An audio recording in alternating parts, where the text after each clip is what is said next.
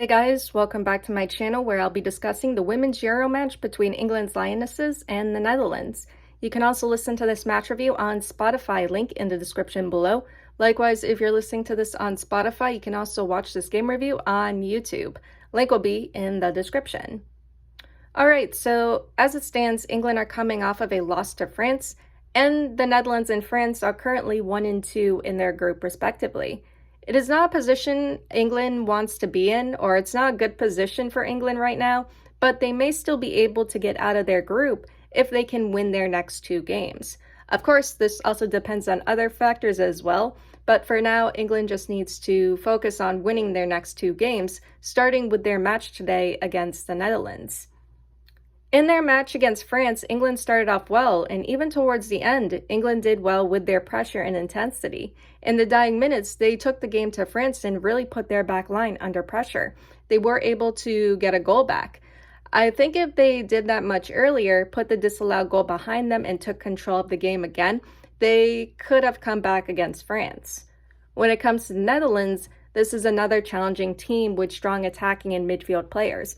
If Jonker starts Medema, Roord, and Van der Donk together like he did against Wales, that could be a problem for England. England's backline has to be ready for that, especially when it comes to their wings.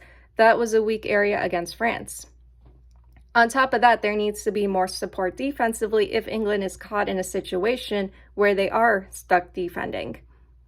As for England's midfield and attack, it's a bit conflicting because I can see the benefits of having Mead, James, Russo, and Hemp on the field together. But if the control in the midfield is suffering and they can't get forward, I would probably throw in Clinton alongside Walsh and Stanway. The upside being Clinton and Stanway can both attack when needed and regain control when needed. Maybe Vigman can also switch up the attack with Agyemang, Kelly, or Beaver Jones. But honestly, I don't know. I guess we'll have to see what happens in this game. That all being said, let's get into the lineup for this match. All right, so the lineup. We have Hannah Hampton in the goal. For defenders, Lucy Bronze, Alex Greenwood, Leah Williamson, and Jess Carter. For midfielders, Kiera Walsh, Georgia Stanway, and Ella Toone. For forwards, Lauren James, Lauren Hemp, and Alessia Russo. I'm thinking maybe England is returning to a 4-3-3 instead of a 4-2-3-1. Hopefully with Toone in the midfield, we can see better build-up, movement, and connection between the midfield and attack. I'm also hoping England can keep more control in this game so that James, Hemp, and Russo can get forward.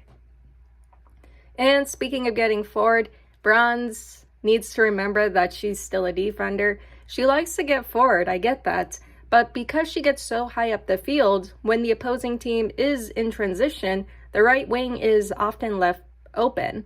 It happened against France, and it could happen in this match if she isn't careful. As for the Dutch lineup, Van der Donk is on the bench alongside Damaris, but Medema and Roord are starting. I mean, if I was Jonkers, I would probably start Damaris and Van der Donk along with them, but thankfully for England, he didn't do that, so while England might meet some challenge in the midfield, I think they will manage things a lot better. That all being said, let's get into the first half. Alright, so the first half, we are off. The 10-minute mark. Already, this is a much better performance from England so far. The attack looks great, the build-up is good, the pressure and intensity is alright as well. England had some good chances earlier. In the 3rd minute, there was Hemp's cross to James. James would put it wide. Then there was Hemp's cross to Russo in the 9th minute, but Russo would put it wide. Both were very close, but yeah, England needs to finish their chances. The Netherlands had a chance in the 4th minute. They went long, then crossed it to Medema. Medema's touch was too heavy and Hampton collected it. Besides that, England's control so far is good. So we're at the 20-minute mark. England is still doing well. They're keeping possession well. They're keeping control.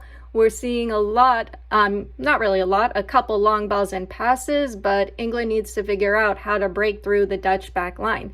They are getting down there, they're getting in the box, but again, they just need to figure out how to break down their defense and score goals. There was some concern for James in the 18th minute. She had a head-to-head collision with a Dutch player as they were both going for the ball, but she and the Dutch player were both okay. Now we're at the 30-minute mark. In the 21st minute, England would find their way through. A ball was played up to Russo. Russo would cross it to James. James would score a banger from just outside the box. Honestly, what a banger. Besides that, England is doing well. The attack is getting forward and they're hunting for more goals. They're getting behind the Dutch backline very easily, which is very surprising to me. As for the Dutch attack, they were getting forward, but they haven't exactly challenged Hampton all that much yet. England has been able to recover possession and regain control. I mean, it just goes to show that England, they can defend. Like, they can definitely defend, but it's when they want to. All right, so the 45-minute mark. England is still on the attack and are still playing really well. Good movement, build up, and attack. They had a few chances, but they just haven't been able to finish them. They're breaking through the Dutch backline really well. And yeah, again, I'm just surprised at how easily England has been dissecting them. As for the Dutch attack, not much from them. England is keeping control way too well. I think the Dutch need Lynette Berenstein because, one, she would be good on runs and connecting with those long passes, and two, I would laugh my ass off if she scored against England twice like she did against Germany in the Nations League game. Alright, so there would be 3 minutes of additional time. In the 46th minute, England were awarded a free kick. It was headed away, but it would find Stanway. Stanway would score a banger outside the box, almost in the same spot where James scored the previous one, making it 2-0 for England. Despite one final push from the Netherlands, nothing would come from it, and the half would end with England up 2-0.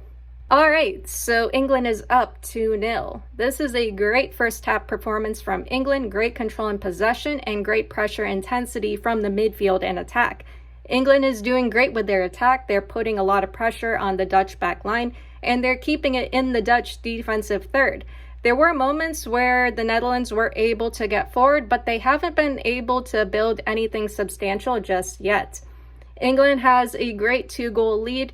They're safe for now, but going into the second half, they need to keep it up. They're doing well. If they can maintain this intensity, they will win this game. With this lead, maybe it could be all right to bring on Kelly, Park, Clinton, Agimeng, or Beaver Jones. Anyway, overall, I think England are just good to go. That being said, let's get into the second half. All right, so the second half, we are off. The 55-minute mark. So the Netherlands are starting off with Berenstein, Dijkstra, and Spitze for this half. Roord and Brooks are off. I think what the Netherlands needs is Van de Donk and Demers in the midfield, but for whatever reason, someone told me Yonkers does not play them together.